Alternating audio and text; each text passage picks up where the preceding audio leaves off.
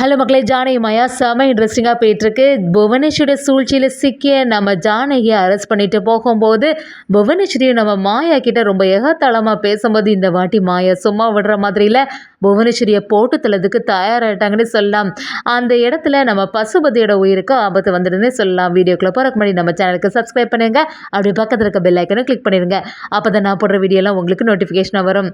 நம்ம ஜானகியை கைது செய்கிறதுக்காண்டி அதிகாரிகள் எல்லாருமே சுற்றி நிற்கும் போது அங்கே உள்ள மக்கள் எல்லாருமே இல்லை, ஜானகிக்கு மேலே தப்பு இருக்கிறதுக்கு வாய்ப்பே இல்லை, இதுக்கு நாங்கள் சம்மதிக்கவே மாட்டோம்னு சொல்லிட்டு நம்ம மாயா எல்லாருமே எதிர்த்து நிற்கிறாங்க. அதை பார்த்துட்டு இருந்த அதிகாரிகளும் என்னம்மா பேசிகிட்டு இருக்கீங்க, இவ்வளோ பெரிய கட்டடம் இடிஞ்சு விழுந்திருக்கு, இதுக்கு எல்லாத்துக்குமே அப்ரூவல் கொடுத்தது இந்த அம்மா தான், அதனால் ஜானகியை கைது செய்து தான் ஆகணும். அதோட அவங்களோட ஹஸ்பண்ட் ரகுராம் இத்தனை நாளாக தலைவராக இருந்தாங்க, அதனால் அவங்களோட தலையிடம் இந்த விஷயத்தில் இருக்கும்னு எங்களுக்கு சந்தேகமா இருக்கு. ரகுராமையாவையும் ஜானகியும் நாங்க கைது செய்து கூட்டிட்டு தான் போறோம் சொல்லிட்டு அதிகாரிகளும் நம்ம ரகுராம் ஜானகி அந்த இடத்துல அரெஸ்ட் பண்ணிட்டு கூட்டிட்டு போறதுக்கு தயாராகிறாங்க.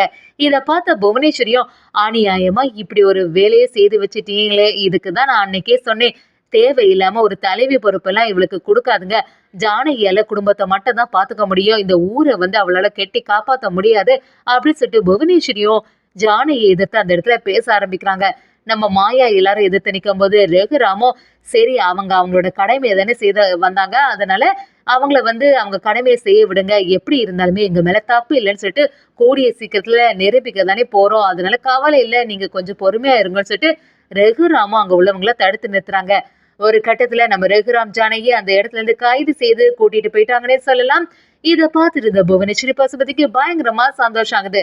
புவனேஸ்வரி நம்ம மாயா கிட்ட என்ன மாயா ரொம்ப ஆடிட்டு இருந்த, இப்ப என்ன ஆச்சான், உன்னோட பெரியம்மா இந்த தலைவி பொறுப்புல இருப்பா, அதனால நல்லபடியா எல்லாம் இருக்கும்னு பாத்தியா, ஒருபோதுமே இந்த மாதிரி ஒரு செயல் எல்லாம் செய்யவே விட மாட்டேன், எப்படி இருந்தாலுமே ஜானகி ரகுராம்னால இனிமே வெளியிலேயே வர முடியாது, அவ்வளோ பெரிய குற்றத்தை செய்திருக்காங்க, கூடிய சீக்கிரத்துல நானே இந்த பொறுப்புல இருக்க போறேன் பாரு அப்படின்னு சொல்லிட்டு புவனேஸ்வரி நம்ம மாயா கிட்ட சவால் விட ஆரம்பிக்கிறாங்க. இதை பார்த்து பயங்கரமா டென்ஷன் ஆன நம்ம மாயாவோ எல்லாத்துக்குமே காரணம் நீ தான், எனக்கு நல்லாவே தெரியும், கூடிய சீக்கிரத்துல நான் எவிடன்ஸ் எல்லாத்தையுமே எடுத்து நீ தான் இதுக்கு காரணம் நிரூபிக்க தான் போறேன்னு சொல்லிட்டு நம்ம மாயா பேசும்போது புவனேஸ்வரி நம்ம ஜானகி ரகுராம தப்பா பேச ஆரம்பிக்கிறாங்க.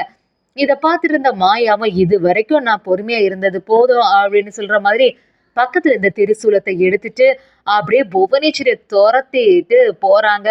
அந்த வழியில நம்ம புவனேஸ்வரியும் கொஞ்சம் எஸ்கேப் ஆறாங்க. ஆனா பசுபதி ஓடும் போது தவறுதலா ஒரு திருசூலத்துல விழுந்துட்டாங்கன்னு சொல்லாம அதை பார்த்துட்டு இருந்த நம்ம புவனேஸ்வரி அப்படியே அதிர்ச்சி ஆகி அண்ணான்னு சத்தம் போடும் போது நம்ம மாயா புவனேஸ்வரியை விடுற மாதிரி இல்ல, புவனேஸ்வரி கிட்ட போய் எவ்வளவு தைரியம் இருந்தா சூழ்ச்சி வேலையெல்லாம் செய்து என்னோட பெரியப்பாவையும் பெரியம்மாவையும் இந்த மாதிரி செய்திருப்ப, உன்னை பத்தி எனக்கு நல்லாவே தெரியும், கூடிய சீக்கிரத்தில் இந்த திருவிழா முடியதுக்கு முன்னாடி எங்கள் பெரியம்மாவை நான் வெளியில் கொண்டு வரேன் பாரு, இது அந்த அம்மன் சாட்சியா சத்தியம்னு சொல்லிட்டு நம்ம மாயா சாம அதிரடியாக புவனேஸ்வரி எதிர்த்து நிற்கிறாங்கன்னே சொல்லலாம்.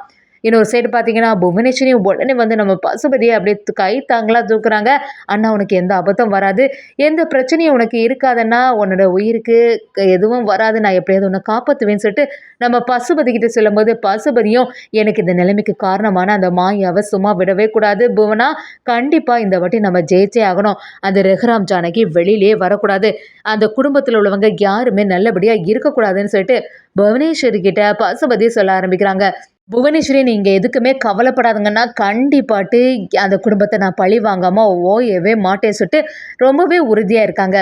அதே சமயத்தில் வீட்டுக்கு வந்த நம்ம மாயாவுக்கு பயங்கர சந்தேகமாகவே இருந்துட்டுருக்கு. அது எப்படி ஜானகி பெரியம்மா மேலே இவ்வளோ பெரிய தப்பு வந்திருக்கோம், அதுவும் இந்த லஞ்ச பணம் எல்லாமே நம்ம வீட்டில் எப்படி வந்திருக்கோம் அப்படின்னு நம்ம மாயா யோசனை பண்ண ஆரம்பிச்சுட்டே இருக்காங்க. கண்டிப்பாக இந்த வீட்டில் உள்ள ஏதோ ஒரு ஆள் தான் அந்த புவனாவுக்கு ஹெல்ப் பண்ணியிருப்பாங்க, இல்லாமல் இந்த மாதிரி நடக்கிறதுக்கு வாய்ப்பே இல்லைன்னு சொல்லிட்டு நம்ம மாயாவுக்கு புரிய ஆரம்பிக்குது. தனாவும் நம்ம மாயா கிட்ட மாயா இப்போ என்ன பண்ணுறது, பெரிய அம்மாவுக்கு இப்படி ஒரு நிலைமாக நான் எதிர்பார்க்கவே இல்லை, அதுவும் அம்மா அப்பா ரெண்டு பேருமே இப்போ அங்கே தானே இருக்காங்க, அவங்கள எப்படியாவது வெளியில் கொண்டு வரணும் மாயா அப்படி சொல்லும்போது நம்ம மாயாவோ நீ சொல்கிறது எல்லாமே சரியாக தான் இருக்குதுன்னா, ஆனால் நமக்கு அதுக்கு ஏதாவது ஒரு எவிடன்ஸ் இருந்தால் தான் நம்ம அதில் போய் பேச முடியும், இல்லைன்னா நம்ம பாட்டுக்கு பேசினா யாருமே அந்த அதிகாரிகள் கவனிக்க போகிறதில்ல, நம்ம கண்டிப்பாக பெரியம்மாவுக்கு ஆதரவாக ஏதாவது ஒரு எவிடன்ஸை சேகரிக்கணும்னு சொல்கிறாங்க. அதை கேட்ட நம்ம கதிரும் நீ சொல்கிறது சரி மாயா, ஆனால் அதுக்கு என்ன செய்கிறதுன்னு யோசிக்கும் போது நம்ம மாயாவுக்கு யோசனை பண்ணும்போது இதுக்கு பின்னாடி கண்டிப்பாக பார்வதி சித்தியோட சூழ்ச்சி இருக்க தான் செய்ய போகுது. அது மட்டும் இல்லாமல் அந்த கான்ட்ராக்ட் கொடுத்தவங்க எல்லாருமே அந்த புவனாவோட ஆள் தான். அதை பற்றியும் விசாரணை பண்ண ஆரம்பிக்கணும் அப்படின்னு சொல்லிட்டு மாயா சொல்லும்போது, பார்வதியை சரியா நீ வெளுத்தெடுக்கணும். பார்வதி என்ன செயலெல்லாம் பண்ணுறா, அவள் எங்கெல்லாம் போகிறா அப்படிங்கிறத நம்ம கவனிக்கணும்னு சொல்லிட்டு மாயா யோசிக்க ஆரம்பிக்கிறாங்க. அதே சமயத்தில் நம்ம பார்வதிக்கு பயங்கரமாக டென்ஷனாக இருக்குது. இப்போ என்ன செய்கிறது, வீட்டில் உள்ளவங்க யாருக்காவது தெரிஞ்சுனா பெரிய பிரச்சனை ஆகிடுமே. இன்னைக்கு ஜானகியக்கா உள்ளே போயிட்டா அதை நினச்சி சந்தோஷமாக தான் இருக்குது. ஆனால் நம்ம தான் இந்த பணத்தை கொண்டு போய் அந்த பீரோக்குள்ளே வச்சுன்னு தெரிஞ்சதுன்னா வீட்டில் இருந்தே நம்மளை துரத்திடுவாங்களே அப்படின்னு சொல்லிட்டு நம்ம பார்வதி டென்ஷனாக இருக்கும்போது பத்மாவும் நம்ம பார்வதி கிட்ட வந்து, என்ன பார்வதி நீ இவ்வளோ பதட்டமாக இருக்கிறத பார்த்தா ஏதோ சரியில்லையே, நீ தான் அந்த பணத்தை அந்த பீரோக்குள்ளே வச்சு அப்படிங்கிற மாதிரி நம்ம பத்மா கேட்கும்போது பார்வதியும் இல்லைன்னு சொல்லிட்டு என்னதான் சமாளித்தாலும் நம்ம பத்மா கிட்டேருந்து தப்ப முடியலை. ஒரு கட்டத்தில் பத்மாவுக்கு தெரிய வருது. பார்வதியும் ஆமாம் நான் தான் இதை செய்தேன், எப்படியாவது அந்த ஜானகி அக்கா பதவியில் இருக்கக்கூடாது அப்படின்னு சொல்லிட்டு புவனா வந்து இந்த பணத்தை தந்தா அதனால தான் இந்த மாதிரி பீரோக்குள்ளே வச்சு அப்படி சொல்லும்போது நம்ம பத்மாவும் சரி நீ செய்ததெல்லாம் கரெக்டு தான், ஆனால் வெளியில் யாருக்குமே தெரிஞ்சிடக்கூடாது. நம்ம குடும்பத்தில் உள்ளவங்க யாருக்காவது தெரிஞ்சுன்னு வச்சுக்க அப்புறம் உன்னை வீட்டை விட்டு வெளியில் அனுப்பிடுவாங்க, அது தெரியும்ல அப்படி கேட்கும்போது நம்ம பார்வதியும் அதை நினச்சி தான் எனக்கு பயங்கர டென்ஷனாக இருக்குது அப்படின்னு சொல்ல ஆரம்பிக்கிறாங்க. புவனேஸ்வரி கிட்ட நம்ம பார்வதியும் ஃபோன் பண்ணி நீங்கள் நினச்ச மாதிரியே எல்லாமே நடக்குது, ஆனால் எனக்கு கொஞ்சம் பதட்டமாக இருக்குது, இந்த பணத்தை எல்லாம் வச்சது நான் தானே தெரிஞ்சுன்னா வீட்டில் பெரிய பிரச்சனை ஆகிடும் அப்படின்னு சொல்லும்போது புவனேஸ்வரியும் நீ எதுக்காக இவ்வளோ பயப்படுற, அதை அந்த சொத்தை எல்லாமே பிரிச்சுட்டு நீ பாட்டுக்கு வெளியில் வந்துட வேண்டியதான், அதுதானே நீ எதிர்பார்த்த, அது நடந்தாலும் சந்தோஷம் தானேன்னு சொல்லிட்டு நம்ம பார்வதியை சமாதானப்படுத்துகிறாங்க. மாயாவும் நம்ம பார்வதி கிட்ட வந்து என்ன சித்தி நீங்கள் ஏதாவது ஒரு தப்பான வேலை செய்திருக்கீங்களா அப்படின்னு கேட்கும்போது நம்ம பார்வதி என்ன மாயா எதை பற்றி பேசுகிறேன்னு எனக்கு புரிய மாட்டேங்குதே அப்படி கேட்கும்போது நம்ம மாயாவும் இல்லை சித்தி நீங்கள் தான் கண்டிப்பாக பெரியம்மாவை எதிர்த்து அந்த பணத்தை இந்த வீட்டில் ஏதாவது வச்சுருக்கணும் அப்படின்னு கேட்கும்போது என்ன சொல்கிற மாயா, நான் எதுக்காக இப்படி செய்ய போகிறேன், நான் எல்லாம் ஒருபோதும் நம்ம வீட்டுக்கு துரோகம் பண்ணவே மாட்டேன் அப்படின்னு சொல்லும்போது நம்ம மாயாவும் எனக்கு உங்களை பற்றி நல்லாவே தெரியும், நீங்கள் தான் அந்த புவனேஸ்வர் கிட்ட அடிக்கடி பேசிகிட்டு இருப்பீங்க, அதெல்லாம் நான் பார்க்க தானே செய்திருக்கேன், அன்னைக்கு வேற ஃபோனில் பேசும்போது எல்லாத்தையும் நான் கவனிச்சுட்டு தானே இருந்தேன், இந்த வீட்டில் உள்ளவங்களோட உதவி இல்லாமல் இந்த புவனேஸ்வரி இந்த பணத்தை வீட்டில் வச்சிருக்கிறதுக்கு வாய்ப்பே இல்லை, நீங்கள் தான் இதுக்கு எல்லாத்துக்கும் காரணம், ஒழுங்கு மரியாதை உண்மையை ஒத்துக்கோங்க, தெரியாம வெளியில கொண்டு வரணும், அதுக்கு நீங்க உதவி செய்து தான் ஆகணும்னு சொல்லிட்டு நம்ம மாயாவும் பார்வதி எதிர்த்து நிற்கிறாங்க. இந்த விஷயம் மட்டும் சித்தப்பாக்கு தெரிஞ்சுன்னா என்ன ஆகணும் உனக்கு நல்லாவே தெரியும்ல, சிவராமன் அவங்க உங்களை வந்து நல்லா நம்பி இருக்காங்க, ஏற்கனவே உங்களுக்குள்ள பிரச்சனை இருந்துகிட்டே இருக்கு, இப்போ மட்டும் ஜானகி பெரியம்மாவை எதிர்த்து புவனா சொன்னது கேட்டு இந்த வேலை செய்தேன்னு யாருக்காவது தெரிஞ்சுன்னா இந்த வீட்டில் என்ன நடக்குன்னு உங்களுக்கு நல்லாவே புரியுதுல்ல அப்படின்னு சொல்லிட்டு நம்ம பார்வதியை மாயா சரியாக வெளுத்தெடுக்கிறாங்க. என்னதான் இருந்தாலும் கூடிய சீக்கிரத்தில் எல்லா உண்மையை நான் நிரூபிச்சு அப்படின்னு சொல்லிட்டு நம்ம மாயா பார்வதியை மிரட்டிட்டு போகிறாங்க. அதே சமயத்தில் இன்னொரு சைடு நம்ம சீனுவும் ஏதாவது ஒரு ஆதாரம் கிடைக்குமா அப்படின்னு சொல்லிட்டு யோசிக்க ஆரம்பிக்கும் போது அங்கே உள்ள எல்லா வேலையாட்கள் எல்லாருமே விசாரணை பண்ணும்போது அந்த கட்டிடத்தில் ஒருத்தங்க பாம்பு வச்சது தெரிய வருது.